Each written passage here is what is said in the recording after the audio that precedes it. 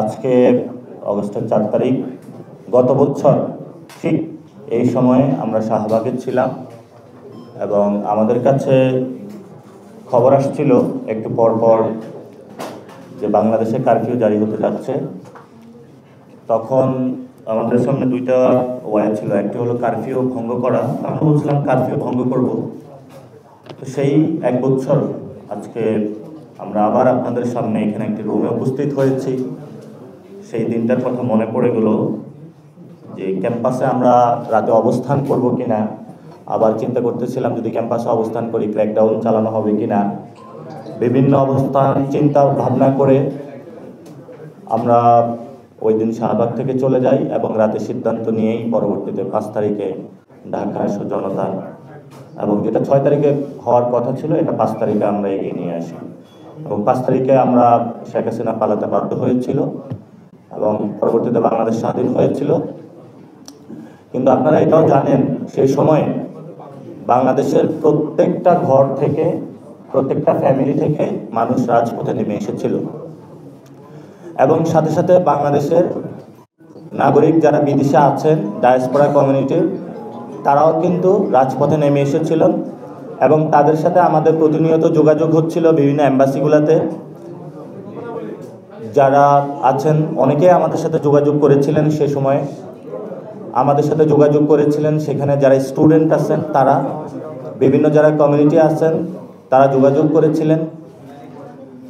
সেখানে আমরা দেখতে পাচ্ছি যে এই মিডল ইস্টে যেটা সাধারণত হয় যে অনেকটুকু গণতান্ত্রিক প্রক্রিয়া না থাকার কারণে কোনো আন্দোলন, কোনো সংগ্রাম সেখানে একদমই নিষিদ্ধ।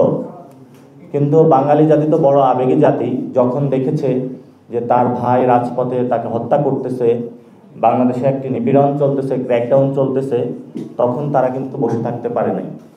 তো আমাদের সেখানে যারা সংযুক্ত আরব আমিরাতে অনেক ভাই আছেন যারা এই আন্দোলনে যোগ দিয়েছিলেন, কথা বলেছিলেন, ফেসবুকে কথা বলেছিলেন এবং তারা সামাজিক মাধ্যম, সোশ্যাল মিডিয়ার মাধ্যমে যোগাযোগের চেষ্টা করেছেন, বাংলাদেশের পক্ষে দাঁড়িয়েছেন।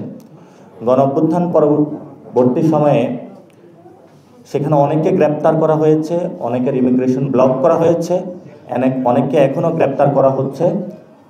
সেখানে তাদের সাথে একটি আন্তঃসংযোগ চ্যানেল চালু করা হয়েছিল, অনেকে মুক্তি পেয়েছে। কিন্তু যারা এখন গ্রেপ্তার হচ্ছে, প্রিভিয়াসলি গত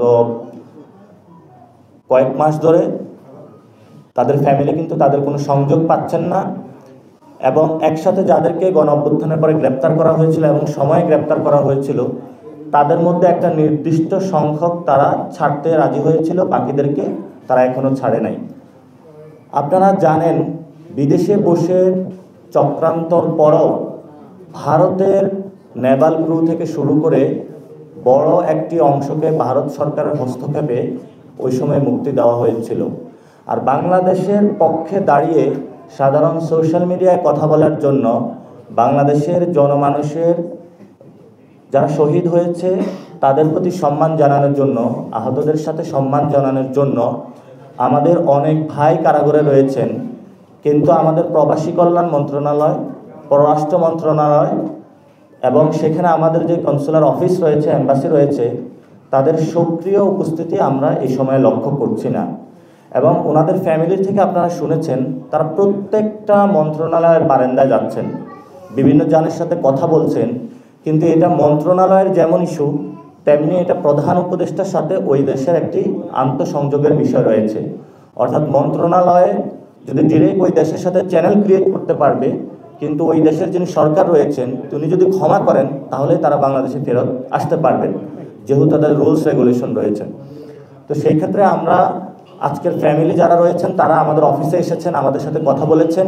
তা আমরা রাজনীতির ঊর্ধ্বে আপনাদেরকে ডেকেছি যে ওনাদের যে পরিস্থিতির মধ্য দিয়ে ওনারা যাচ্ছেন, এটা আপনিও একজন মানুষ হিসাবে, একজন সংবাদকর্মীর বাহিরেও গিয়ে আপনার যে ইমোশনের জায়গাটা আছে সেই জায়গাটা থেকে যদি আপনি চিন্তা করেন আপনার ভাই বিদেশে গ্রেপ্তার হয়েছে, বাংলাদেশের পক্ষে আন্দোলন করার কারণে তাকে এখন ছাড়ছেন, আর আপনি বিভিন্ন জায়গায় মানুষের কাছে ঘুরে বেড়াচ্ছেন, তো তখন আপনার কোনো একজন সংবাদকর্মী ভাই যদি আপনার খবরটা প্রচার করে, নিশ্চয় আপনার এটা জীবনের একটি বড় প্রাপ্তির বিষয়।